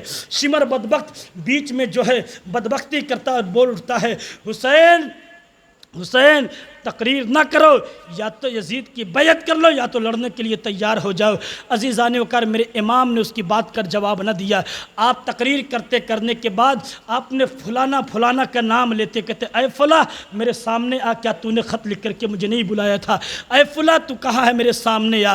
تمام لوگ تقریباً سب کے سب موجود تھے جنہوں نے امام علی مقام کو خط لکھ کر کے بلایا تھا، اب وہی امام علی مقام کو شہید کرنے کے لیے کربلا کے میدان میں آئے ہیں۔ عزیزان وقار محمد ابن اشاش پکار اٹھا ہے، اے حسین ابن علی جو اب تقریریں نہ کرو، مرنے مارنے کے لیے تیار ہو جاؤ۔ میرے امام کہتے تو آخر اسی کا بھائی ہے جس نے مجھے خط لکھ کر کے بلوایا ہے، آخر تیری رگوں میں بھی اسی باپ کا خون دوڑ رہا ہے، تجھ سے اور کوئی وفا کی امید کی بھی نہیں جا سکتی ہے۔ میرے دوستوں، میرے بزرگوں، میرے امام ہے کربلا کے میدان میں تقریر کر کے جب واپس پلٹے ہیں، وہ ہر جناب ہر جنہوں نے امام کو گھیر گھار کر کے لایا تھا، 1000 کا لشکر لے کر کے سب سے پہلے جو امام کو روکا تھا، ایک جگہ پر کھڑا ہے، اس کے جسم پر کپ کپی تاری ہے، پیروں میں لڑکھڑاہٹ ہے، ماتھے پر پسینہ ہے۔ ان کے بھائی جناب مصعب ابن یزید نے پوچھا، اے جناب ہر آخر تمہیں ہو کیا گیا ہے؟ کوفے میں اگر کوئی مجھ سے پوچھتا تھا، کوئی مجھ سے سوال کرتا تھا، یہ بتاؤ کہ پورے کوفہ میں سب سے زیادہ بہادر انسان کون ہے، سب سے زیادہ بہادر شخص کون ہے، تو میں کسی اور کا نام نہیں لیا کرتا تھا، اگر لیا کرتا تھا اے جناب ہر میں تیرا نام لیا کرتا تھا۔ سبحان اللہ۔ اے جناب ہر یہ بتا آخر تیرے جسم پر یہ کپ کپی تاری کیوں ہے، تیرا جسم کانپ کیوں رہا ہے، یہ پسینے کیسے آ رہے ہیں؟ جناب ہر فرماتے ہیں، اے لوگوں مجھ پر کپ کپی تاری نہ ہو تو اور کیا ہو، میرے ایک طرف جہنم کے بھڑکتے ہوئے شعلے ہیں، دوسری طرف جنت میں جانے کا راستہ صاف دکھائی دے رہا ہے، میں سوچتا ہوں جہنم کی طرف جاؤں یا جنت کی طرف جاؤں۔ اپنے گھوڑے کو ایڑ لگاتے عمر ابن سعد کی طرف آئے، عمر ابن سعد نے سے پوچھا، یہ بتا کیا تو سچ مچ نماز رسول سے جنگ کرے گا؟ وہ کہنے لگا، میں تو نہیں کرنا چاہتا مگر میں مجبور ہوں، عبید اللہ کا یہی حکم ہے، مجھے لڑنا ہی پڑے گا۔ آپ پھر اپنے پاس اپنے جگہ پر آتے ہیں، آپ کے بھائی نے پوچھا، اے جناب ہر یہ بتاؤ آخر تمہاری مرضی کیا ہے؟ جناب ہر پکار اٹھتے ہیں، اے لوگوں میں جہنم کے بھڑکتے ہوئے شعلوں کو نہیں جھیل سکتا، میں جہنم کا ایندھن نہیں بننا چاہتا۔ یہ تقریر آپ کرتے ہیں، اس کے بعد اپنے گھوڑے کو ایڑ لگاتے ہیں، لشکر آدھا سے دشمن کے لشکر سے نکلتے ہیں، میرے امام کے قدموں میں آگے آنے کے بعد حضور کے امام عالی مقام کے قدموں کو چوما، اور چومنے کے بعد کہنے لگے، امام میری خطا کو معاف کر دو، حضور مجھے نہیں معلوم تھا یہ ظالم اتنے بدبخت ہو گئے ہیں کہ آپ کو مارنے پر تلے ہوئے ہیں، آپ کی جان کے دشمن بن جائیں گے، اگر مجھے معلوم ہوتا تو میں آپ کو وہیں سے واپس کر دیتا، بلکہ آپ کی حفاظت کرتا۔ میرے امام سے جناب ہر کہتے ہیں، اے میرے امام اگر مجھے معلوم ہوتا یہ ظالم آپ کو جو آپ پر پانی بند کر کے آپ کو جو ہے تلواروں کے سائے میں مارنے کی دھمکی دیں گے تو ہرگز میں ان کا ساتھ نہ دیتا۔ امام عالی مقام سے جناب ہر کہتے ہیں، اے میرے آقا مجھے معاف کر دو، میں آپ کو گھیر گھار کے لایا، میں آپ کو میدان کربلا میں اترنے پر مجبور کیا، میری وجہ سے پانی بند ہوا، میری وجہ سے آپ اتنے بڑے مصیبت میں پڑے ہوئے ہیں، حضور مجھے معاف کر دے، میری خطاؤں کو معاف کر دے۔ میرے امام نے جناب ہر کو اٹھایا، اٹھانے کے بعد اپنے گلے سے لگایا، فرماتے میرے امام ہر تیرا نام ہر ہے، تیری ماں نے تیرا نام ہر رکھا ہے، ہر کے معنی آزاد ہوا کرتے ہیں، جا آج میں نے تجھے جہنم سے بھی آزاد کر دیا ہے۔ سبحان اللہ۔ عزیزان وقار میرے امام کے قدمے میں جب جناب ہر آئے ہیں تو میرے امام نے انہیں آزاد کر دیا ہے، ان کی خطاؤں کو معاف کر دیا ہے۔ عزیزان وقار جب امام ہر میدان کربلا میں لشکر یزید کو ٹھوکر مار کر کے امام عالی مقام کی طرف آتے ہیں تو شاعر نے شعر میں اپنے اس منظر کو پرویا ہے، میں آپ کے سامنے پہنچ رہا، ملاحظہ فرما لے کہ نکل کرے لشکر آدھا سے مارا ہر نے نعرہ، مارا ہر نے یہ نعرہ، نکل کرے لشکر آدھا سے مارا ہر نے یہ نعرہ، کہ دیکھو یوں نکلتے ہیں جہنم سے خدا والے، جہنم سے خدا والے، اور ہزاروں میں 72 تھے وہ تسنیم و رضا والے، تسلیم و رضا والے، ہزاروں میں 72 تھے وہ تسنیم و رضا والے، اور حقیقت میں خدا ان کا تھا اور وہ تھے خدا والے، اور وہ تھے خدا والے۔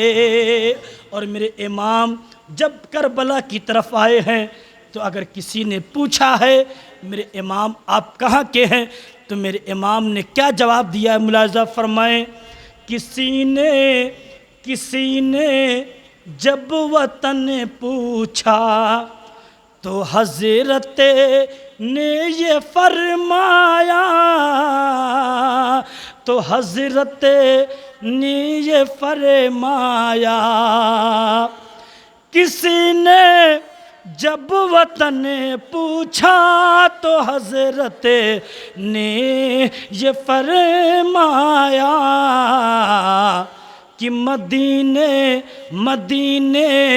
والے کہلاتے، مدینے والے کہلاتے تھے، اب ہیں کربلا والے، اب ہیں کربلا والے۔ عزیزان وقار، جناب حر جب امام کے پاس آتے ہیں تو ان کے ساتھ میں ان کے بھائی بھی آ گئے، اور ان کے کچھ ساتھی جو محبے جن کے دل میں پنجتن کی محبت تھی وہ بھی آ جاتے ہیں۔ میرے امام کے ساتھ میں جب جناب حر آتے ہیں، اب جناب حر خود نکل کر کے میدان میں آئے اور لشکر یزید کے سامنے تقریر کرنے لگے۔ اے لوگوں سنو، میرے امام کو تم لوگوں نے بلایا، ان کے ساتھ میں دغا کی، اب تم اپنی عاقبت کو اگر دیکھ لیو تو امام کے پاس آ جاؤ، امام معاف کر دیں گے۔ میں نے کہا اے جناب حر، امام نے جب بلایا تھا، نیک لوگوں کو بلایا تھا، تم آ گئے تھے حسین ابن علی کی مدد کرنے کے لیے، اب یہ بتاؤ تم کربلا کے میدان میں یہ نعرہ کیوں بلند کرتے ہو؟ تو جناب حر کہتے ہیں اے لوگوں، سب سے بڑا مجرم تو میں تھا، میں حسین کو گھیر گھار کے لایا، میری وجہ سے حسین کا پانی بند ہوا، میری وجہ سے حسین چٹیل میدان میں کربلا میں اترے، میری وجہ سے حسین پر یہ مصیبت آئی، مگر جب میں حسین کے نانا کے دین کی حمایت میں آ گیا تو حسین نے میرا اتنا بڑا خطا معاف کر دیا ہے۔ میں لشکر عزیز سے یہ کہہ رہا تھا اے بدبختو، اگر اپنی آخرت کو سنوارنا چاہتے ہو، اگر تم میں سے کوئی بدبخت اصغر و اکبر کو قتل بھی کر دے اور اس کے بعد حسین کے نانا کے دین کی حمایت میں اگر آ جائے گا تو حسین اسی طریقے سے اسے بھی معاف کر دیں گے جس طریقے سے حسین نے مجھے معاف کر دیا ہے۔ سبحان اللہ۔ عزیزان وقار، میرے امام ہیں کربلا کے میدان میں جب خطاب کرتے ہیں، جناب حر نے بھی خطاب کیا ہے، نتیجوں کی شکل میں جناب حر پر لوگ تیر برسانے لگے، جناب حر واپس آتے ہیں، حسینی خیمے کی طرف آ جاتے ہیں۔ عزیزان وقار، یہ قیامت صغریٰ ہے، یہ 10ویں محرم الحرام کا دن ہے، جب دن سورج اپنی اپنی چمچماہٹ کے ساتھ، اپنے جلال کے ساتھ نکل رہا تھا، سورج جو ہے لوگوں کے سامنے روشنی بخیرنے والا تھا، ادھر جو ہے چمنستان فاطمہ کا چراغ اسی دن گل ہونے والا تھا۔ عزیزان وقار، میرے امام کربلا کے میدان میں لشکر کے اپنے خیموں کی حفاظت کے لیے لشکر کے ارد گرد خندق کھود کے رکھی تھی۔ جب امام پر ہم لوگ جناب حر پر تیر چلتے ہیں، جناب حر واپس آئے امام کے قدموں میں، ایسے عالم میں عمر بن سعد نے اپنے غلام کو بلایا، جھنڈے کو میرے قریب لا، جھنڈا قریب لے کر غلام آ کر کے کھڑا ہو گیا۔ عمر بن سعد نے اپنے کمان کو اٹھایا، اٹھانے کے بعد اس پر تیر چڑھایا، چڑھانے کے بعد اپنے لشکر کو مخاطب کر کے کہا اے لشکریو سنو، یزید کے دربار میں گواہی دینا، حسینی لشکر کی طرف اگر سب سے پہلے کوئی تیر چلایا ہے تو میں نے چلایا ہے، معاذ اللہ مشیت پکار اٹھی، اے بدبخت، ایک تو ہے، تو حسینی لشکر کی طرف تیر چلا رہا ہے، اور ایک تیرا جنتی باپ بھی تھا، بولے مچل کر سبحان اللہ، ایک تیرا جنتی باپ تھا حضرت سعد بن ابی وقاص، یہ جنتی ہیں، نبی نے انہیں جنتی کہا ہے۔ نبی پاک فرماتے ہیں لوگوں، اگر کسی کو جنتی دیکھنا ہو تو سعد بن ابی وقاص کو دیکھ لے۔ سبحان اللہ۔ حضرت سعد بن ابی وقاص یہ عشرہ مبشرہ میں سے ہیں، آپ کی بڑی فضیلت آپ کے بارے میں حدیث پاک میں آئی ہے، جنتی صحابی کا جہنمی بیٹا حضرت سعد بن ابی وقاص میدان احد میں ہے یا میدان بدر میں ہے، نبی پاک صلی اللہ علیہ وسلم کے سامنے حضرت سعد بن ابی وقاص کھڑے ہیں، حضور ان کے پیچھے کھڑے ہیں، کافر جنگ کر رہے ہیں، کافروں کی طرف سے تیر آ رہے ہیں، حضرت سعد بن ابی وقاص تمام تیر اپنے سینے پر روک رہے ہیں۔ میرے آقا کی بارگاہ میں جب کوئی صحابی حاضر ہوتا تھا تو محبت میں کہتا تھا یا رسول اللہ فدا کا امی و ابی، حضور میرے ماں باپ آپ پر قربان ہو جائیں، میرے ماں باپ آپ پر قربان ہو جائیں۔ ساری دنیا جس کے اوپر اپنے ماں باپ کو قربان کرے، اس نبی کا انداز میدان احد میں تو دیکھیے، جب حضور پر تیر آتے تھے حضرت سعد بن ابی وقاص تمام تیروں کو اپنے سینے پر لیتے تھے اور تیر چلاتے تھے حضور کی طرف سے۔ نبی پاک تیر اٹھا کر کے حضرت سعد کو دیتے تھے اور کہتے جاتے تھے اے سعد فدا کا امی و ابی، سعد بن ابی وقاص میرے ماں باپ تجھ پر قربان ہو جائے، تو تیر چلاتا جا۔ ذرا سوچو مسلمانوں، یہ سعد بن ابی وقاص ہے، یہ حضور کی حفاظت کے لیے لشکر اسلام کے لیے تیر چلا رہے ہیں، انہی کا بیٹا ہے لشکر اسلام کو گل کرنے کے لیے، لشکر اسلام کے چراغ کو بجھانے کے لیے حسینی لشکر کی طرف تیر چلا رہا ہے۔ کہتا ہے یزیدیوں گواہ رہنا، یزید کے دربار میں گواہی دینا، سب سے پہلا تیر میں نے چلایا ہے۔ مشیت کہہ رہی تھی یہ جنتی باپ کا جہنمی بیٹا ہے۔ عزیزان وقار اس نے تیر چلایا، جب تیر چلایا جنگ کے نتائج شروع ہوتے ہیں۔ ایسے عالم میں عبید اللہ بن زیاد کے دو غلام، جس ایک کا نام سالم ہے، دوسرے کا نام یسار ہے، وہ نکلتے ہیں اور نکلنے کے بعد بدتمیزی کے ساتھ اپنا مقابل طلب کرنے لگے۔ جب انہوں نے مقابل مانگا، حسین بھیجو تمہارے لشکر میں کوئی ایسا ہے جو آ کر کے میرا مقابلہ کرے۔ اتنا سننا تھا، حضرت حبیب بن مظاہر، حضرت زہیر بن کین، حضرت برید کھڑے ہو گئے، یہ تین لوگ کھڑے ہو گئے۔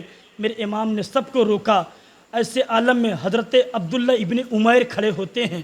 حضرت عبداللہ ابن عمیر، ان کی شادی ہو چکی تھی، ان کی بیوی بھی ان کے ساتھ میں آئی تھی۔ عزیزان وقار وہ کھڑے ہوئے، کہا کہ حضور مجھے جانے کی اجازت دے، میں جانا چاہتا ہوں۔ میرے امام نے سر سے لے کر کے پاؤں تک دیکھا، آپ جوان ہیں، قوی ہیں، مضبوط ہیں۔ آپ نے کہا اگر تمہاری مرضی ہو تو تم جا سکتے ہو۔ میرے امام سے اجازت لے کر کے حضرت عبداللہ ابن حذیر جب میدان میں آتے ہیں، آنے کے بعد لوگوں نے کہا یہ بتاؤ تم کون ہو؟ آپ فرماتے ہیں میں قبیلے قلب کا رہنے والا ہوں، عبداللہ ابن عمیر نے میرا نام ہے، عبداللہ ابن عمیر میرا نام ہے۔ اگر میرے حسب و نسب کو نہیں جانتے تو اتنا جانو میں قبیلے بنی قلب کا جوان ہوں، میرا جسم بہت ہی زیادہ مضبوط ہے، میں بڑا قوی آدمی ہوں اور تمہیں مارنے کے لیے کافی ہوں۔ ان لوگوں نے کہا تم سے جنگ نہیں کرنا چاہتے ہیں، میں تم سے نہیں لڑنا چاہتا ہوں، جاؤ زہیر ابن کین کو بھیجو، حبیب ابن مظاہر کو بھیجو۔ عزیزان وقار آپ فرماتے تم مجھ سے نہیں لڑنا چاہتا، تو فاحشہ کا بیٹا ہے، میں تجھ سے لڑنا چاہتا ہوں۔ یہ کہہ کر کے آپ لپک کر کے سالم کے گردن پر تلوار مارتے ہیں، اس کی لاش زمین پر آتی ہے، تڑپنے لگی، اور آگے بڑھتے ہیں اور یسار کی طرف جھپڑتے سار نے آپ پر تلوار ماری۔ آپ نے اس کے وار کو ہاتھ پر روکا تو انگلیاں کٹ جاتی ہیں، آپ نے اپنی تلوار کو لہرا کر کے اس کو اوپر گرایا، وہ بھی تڑپنے لگا۔ آپ کی بیوی خیمے سے یہ منظر دیکھ رہی ہیں، تڑپ کر کے باہر آتی ہے، خیمے سے ایک کھونٹے ایک چوب کو اکھاڑ کر کے آپ کے لشکر یزید کی طرف بڑھنے لگی اور کہتے میرے شوہر مارتے جاؤ میں بھی تمہارے ساتھ ہوں، میرے شوہر لڑتے جاؤ، میرے شوہر یزیدیوں کو کاٹتے جاؤ اور لشکر اور امام عالی مقام پر اپنی جان کو قربان کرو۔ حضرت عبداللہ نے اپنے بیوی کو روکنا چاہا، واپس پلٹنا چاہا، مگر بیوی لوٹنے کا نام نہیں لے رہی ہے۔ آپ کے شانہ بشانہ لڑنے کے لیے تیار ہیں، مگر میرے امام نے کہا اے خاتون واپس چلی آؤ، اسلام عورتوں کو جنگ میں جانے کی اجازت نہیں دیتا ہے، اگر ہوتا تو میں تمہیں ضرور اجازت دیتا۔ امام کے کہنے پر وہ خاتون واپس آتی ہے۔ میرے دوستو اس طریقے سے جنگ کے نتائج شروع ہوتے ہیں۔ سب سے پہلی شہادت جو ہے اس کے بارے میں مورخین کا کئی اختلاف ہے۔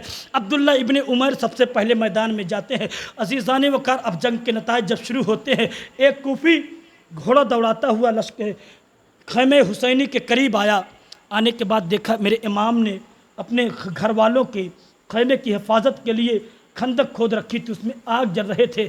آنے کے بعد وہ ظالم کہنے لگا اب یہ میرے امام کی کرامت ہے کربلا میں، میرے امام کی کرامت دیکھیے، اگر میرے امام چاہتے تو دعا کر دیتے تو اللہ رب العزت کربلا کے امتحان کو ٹال دیتا۔ بولے سبحان اللہ۔ مگر کسی نے دعا نہیں کی، وہ چاہتے تھے یہ امتحان ہو اور صبر و رضا کے پیکر کی مثال صبح قیامت تک کے لیے امام حسین ابن علی پیش کریں، اور شہادت کے سرتاج، شہادت کے بادشاہ بن کر کے صبح قیامت تک تمام شہیدوں کے لیے امام علی مقام ایک آئیڈیل بن جائے۔ سبحان اللہ۔ عزیزان وقار، حضرت امام علی مقام کی کرامت دیکھیے۔ ایک ظالم آیا اور آنے کے بعد جب دیکھا کہ خندق میں آگ جل رہے ہیں تو کہنے لگا حسین ابن علی، جہنم میں جانے سے پہلے، جہنم کی آگ سے پہلے دنیا میں جو ہے تم نے آگ جلا رکھی ہے۔ میرے امام اتنا سننا تو تڑپ جاتے، ہاتھوں کو اٹھایا، کہتے میرے مولا یہ نبی کے گھر والوں کو تانا دے رہا ہے، یہ اہل بیت کو تانا دے رہا ہے، پروردگار عالم اسے دنیا میں آگ میں جلا کر کے اسے موت عطا کرنا۔ ابھی دعا کر کے آپ کے ہاتھ چہرے پر نہیں آئے تھے، اس کے گھوڑے کا پیر ایک سوراخ میں گیا، سوراخ میں گیا گھوڑا بدکا، اور جب بدکا تو وہ گھوڑے سے گرا، اس کا پیر زین میں پھنس گیا، گھوڑا اسے گھسیٹتا رہا دوڑ کر کے، اور لا کر کے دوڑتا وہ خندق میں گرا دیا، اور یہ انسان خندق میں جل کر کے واسف جہنم ہو گیا، واصل جہنم ہو گیا، جہنم کا ایندھن بن گیا۔ میرے امام کے منہ سے جو الفاظ نکلے اللہ نے فوراً پورا کر دیا۔ پھر ایک ظالم آیا، آنے کے بعد کہنے لگا حسین یہ بتاؤ نبی سے تمہارا کیا واسطہ ہے، نبی سے رشتہ کیا ہے تمہارا؟ میرے امام اتنا سننا تھا کلیجہ پھٹ گیا، کہتے میرے مولا مدینے کو چھوڑا تھا اتنی تکلیف نہ ہوئی تھی، مکے کو خیر آباد کہا تھا، اپنے دادی حضرت خدیجۃ الکبریٰ کے مزار کو چھوڑا اتنی تکلیف نہ ہوئی، پروردگار عالم مسلم کے شہادت کی خبر سنی اتنی تکلیف نہ ہوئی، پانی بند کیا گیا اتنی تکلیف نہ ہوئی، مگر میرے مولا آج تیرے نبی کے گھر والے کو اس نے تانا دیا ہے، ساری دنیا جانتی میرا رشتہ حضور سے کیا ہے، یہ کہتا ہے تمہارا رشتہ نبی سے کیا ہے، میرے مولا اسے شرمندگی کی موت عطا کرنا۔ میرے امام کے ہاتھ چہرے پر نہیں آئے تھے، وہ اسے قضائے حاجت لگتی ہے، وہ بیت الخلاء کے لیے پخانہ پھرنے کے لیے ایک جگہ جاتا ہے، اور جیسے زمین پر بیٹھا ایک سیاہ کالا بچھو آتا ہے، اس کی شرمگاہ میں ڈنک مارتا ہے، اور اس کا زہر اتنا بھیانک تھا کہ وہ ننگا ہو کر کے پورے لشکر کے سامنے دوڑتا رہا، پورے لشکر کے سامنے چیختا رہا، چلاتا رہا۔ عزیزان وقار، لوگوں کا بیان ہے وہ بڑی بری موت تڑپ تڑپ کر کے مرتا ہے، یہ شرمندگی کی موت ہوئی کہ لوگوں کے سامنے ننگا ہو کر کے دوڑتا رہا اور شرمسار ہو کر کے اس کی جان نکلتی ہے۔ ایک تیسرا آدمی آیا، آنے کے بعد کہنے لگا حسین دیکھو نہر فرات موجیں مار رہا ہے، نہر فرات موجیں مار رہا ہے، یہاں پر یہودی بھی پیتے، نصرانی بھی پیتے، مجوسی بھی پیتے ہیں، یہاں تک کہ جانور سور اور کتے بھی اس پانی کو نوش کیا کرتے ہیں، حسین نہر فرات سے تمہیں ایک قطرہ بھی نہیں دیا جائے گا۔ میرے امام کہتے مولا اہل بیت کے گھر والے کو تانا دے رہا ہے، حوض کوثر کے مالک کو تانا دے رہا ہے، پروردگار عالم اسے پیاسا مارنا۔ میرے امام کے منہ سے جب یہ الفاظ نکلتے ہیں، وہ اپنے گھوڑے پر بیٹھا ہوا ہے، اس کا گھوڑا بدکا، اچانک بدکا، وہ گھوڑے سے نیچے آیا، گھوڑا دوڑتا رہا، پیچھے پیچھے دوڑتا رہا، اسے پیاس کی شدت غالب آتی ہے، جب لوگ پانی اس کے منہ میں ڈالتے ہیں حلق کے نیچے نہیں جاتا ہے، لوگوں کا بیان ہے وہ پیاس کی شدت میں بہت بدتر موت مرتا ہے۔ تو میرے دوستوں کہنے کا مطلب یہ کربلا میں میرے حسین کی کرامت ہے، جس بات کی دعا کرتے ہیں اللہ فوراً قبول کر لیا کرتا ہے، اللہ رب العزت نے آپ کے دعاؤں کو قبول کیا۔ میرے امام نے کبھی جو اپنی جان بچانے کی دعا نہ کی، بلکہ وہ تو چاہتے تھے یہ معاملہ بھی پیش آئے اور اس کے بعد پھر جنگ کے نتائج سامنے آتے ہیں۔ عزیزان وقار، کربلا کا میدان بھی عجیب و غریب میدان ہے، ایک طرف حق ہے، ایک طرف باطل ہے، ایک طرف قرآن و سنت کی حفاظت کرنے والے ہیں، ایک طرف قرآن و سنت کو مٹانے والے ہیں، ایک طرف جو ہے اذان کی صدا ہے، ایک طرف قرآن کی تلاوت ہے، دوسری طرف شراب پلائی جا رہی ہے، ناچنے گانے والیوں کا سما ہے۔ میرے دوستوں، میرے بزرگوں، ایسے عالم میں امام علی مقام نے کربلا کے میدان میں اپنے 72 نفس قدسیہ کو اپنی جانوں کے نذرانے پیش کیے اور اسلام کو ہمیشہ ہمیشگی کے لیے ختم ہونے سے بچایا۔ امام علی مقام کی قربانی دنیا صبح قیامت تک یاد کرے گی، اور جب بھی ان کا مہینہ آئے گا اور جب تک آپ کا تذکرہ لوگوں کے سامنے ہوتا رہے گا، ساری دنیا کے مومنوں کے دلوں میں آپ کے شہادت کی یاد تازہ ہو جائے گی۔ خواجہ صاحب فرماتے ہیں شاہ ہست حسین بادشاہ ہست حسین، یعنی حسین بادشاہ ہیں، حسین شاہ ہے، حسین بادشاہ ہے، اور فرماتے آگے کہ دین ہست حسین، دی پناہ ہست حسین، حسین دین بھی ہے، دین کو پناہ دینے والے ہیں، سرداد نداز داد در حق دست در دست یزید، فرماتے ہیں سر کو دیا مگر ہاتھ کو یزید کے ہاتھ میں نہ دیا، حق کی بنا لا الہ ہست حسین، یہاں تک کہ کلمہ توحید لا الہ الا اللہ کی جو ہے بنیاد بھی حسین ہے۔ عزیزان وقار، میرے آقا صلی اللہ علیہ وسلم نے فرمایا حسین منی وانا من الحسین، حسین مجھ سے ہیں میں حسین سے ہوں۔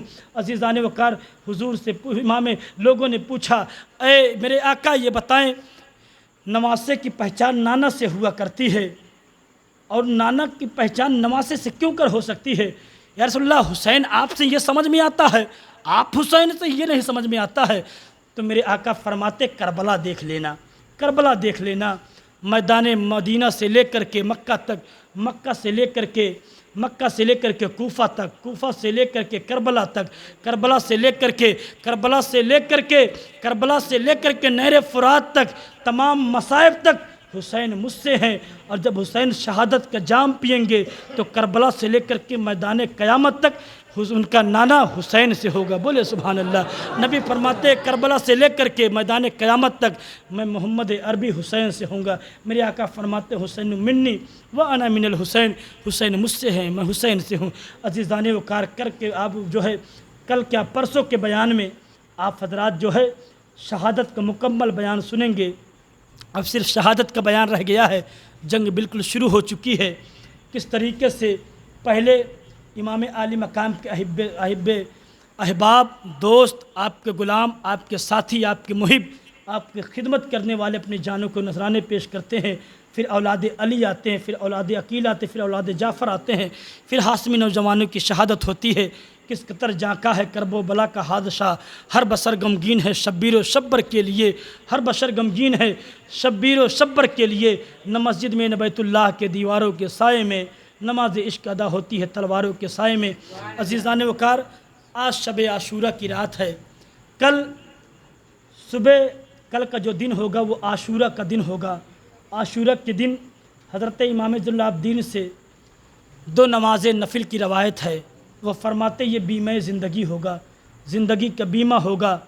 اس کے بتانے کا طریقہ بتائے ہیں کہ جو دن نکلنے سے لے کر کے دن ڈوبنے تک، ان دن نکلنے اور دن ڈوبنے کے بیچ میں 2 رکعت پڑھے گا، جو پڑھنے کا طریقہ بتایا گیا اس طرح سے، اور جو عاشورہ کی دعائیں ہیں وہ پڑھ لے گا۔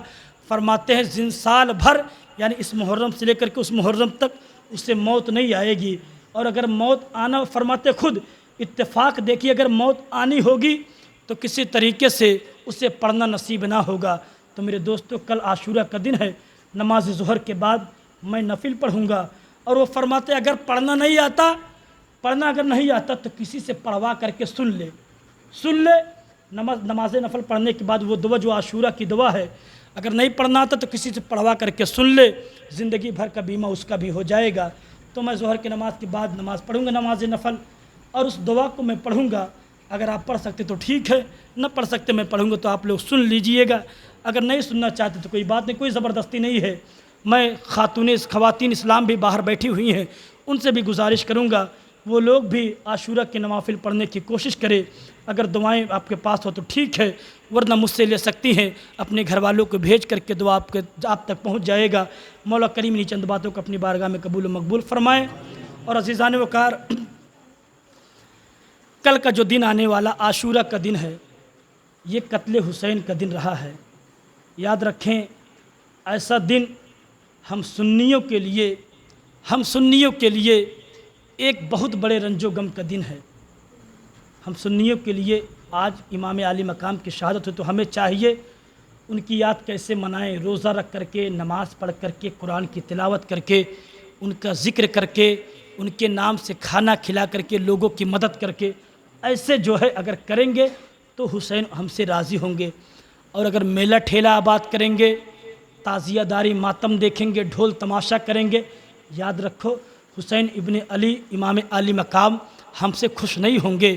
ہم جو بیٹھ کر کے ان کے نام سے ذکر کر رہے ہیں، ان کے نام کا ذکر کر رہے ہیں، ان کے نام سے کار خیر کرتے ہیں، ان کے نام سے محفل کیا کرتے ہیں، لوگوں کو سبیل پلایا کرتے ہیں، کھچڑ یا بریانی کھلایا کرتے ہیں، اور ان کے نام کا نعرہ لگایا کرتے ہیں، بات تب نہیں بنا کرتی ہے، بات تب جا کر کے بنے گی جب حسین ابن علی کہہ دے کہ یہ میرا غلام ہے، سبحان اللہ، بات تب بنے گی۔ یاد رکھیں اگر حسین کا کھچڑا ہمارے حصے میں ہے، حسین کی بریانی ہم سننے کے لیے ہے، حسین کا شربت ہمارے لیے ہے، آپ کا ملیدہ ہمارے لیے ہے، آپ کے جو ہے نام کے جو نیاز ہوتے ہیں ہمارے لیے ہے، تو یاد رکھیں حسین کے جب نیاز کو کھانا یہ ہمارا حصہ ہے تو مشن حسین پر عمل کرنا یہ بھی ہمارا اور آپ کا فرض ہے۔ حسین کے مشن کو کیا ہے؟ حسین کا مشن کیا ہے؟ حسین کا مشن تو یہی تھا کہ نماز لوگوں تک پہنچے، قرآن لوگوں تک پہنچے، روزہ لوگوں تک پہنچے، یہی امام عالی مقام کا مشن تھا، اور اسی مشن کو یزید ختم کرنا چاہتا تھا، مگر میرے امام نے یزیدیت کو ختم کیا اور مشن امام عالی مقام کو آپ نے صبح قیامت تک کے لیے قائم و دائم فرما دیا۔ مولا کریم ہی چند باتوں کو قبول فرمائے، میرا ٹھیلا سے آپ حضرات بچیں، اور اگر نہیں بچتے ہیں تو میری ذمہ داری بتانا ہے، آپ لوگ چاہے جو کریں، عذاب ثواب آپ کے لیے، ورنہ کہا جاتا کہ مولانا بڑا منع کرتے، یہ کرتے وہ کرتے، آج کے مولانا نئی نئی باتیں بتاتے، پہلے تو لوگ ایسے کرتے آئے ہیں، باپ دادا تو کتے بلے کی بھی پوجا کیا کرتے، کبھی آپ نے کیا؟ نہیں کیا، آپ تو جو ہے خدا کی عبادت کرتے یار۔ حسین کے بارے میں پہلے لوگ نہیں جانتے تھے، جاہل تھے، آپ تو نیٹ کے ذریعے ہر گھر خبر پہنچ گئی ہے، امام علی مقام کے ساتھ کیا کیا سلوک ہوئے تھے، کیا کیا معاملات پیش آئے تھے۔ اب لوگ چاہے مجھے پیٹھ پیچھے گالی دے یا نہ دے، جو بھی کہیں، ہمارا کام بتانا تھا، عمل کرنا آپ کا کام ہے، کرے یا نہ کرے اس کا عذاب ثواب آپ جانیں گے۔ ہم نے اپنی بات کو آپ تک پہنچا دیا ہے، انشاءاللہ کل جو ہے خطاب نہیں ہوگا، کل آپ لوگ اپنے گھر میں نظر و نیاز کریں گے، پرسوں بعد نماز مغرب، پھر انشاءاللہ العزیز جو بچا ہے اس سے آگے بیان ہوگا۔ کھڑے ہو کر کے صلاۃ و سلام پڑھ لیں۔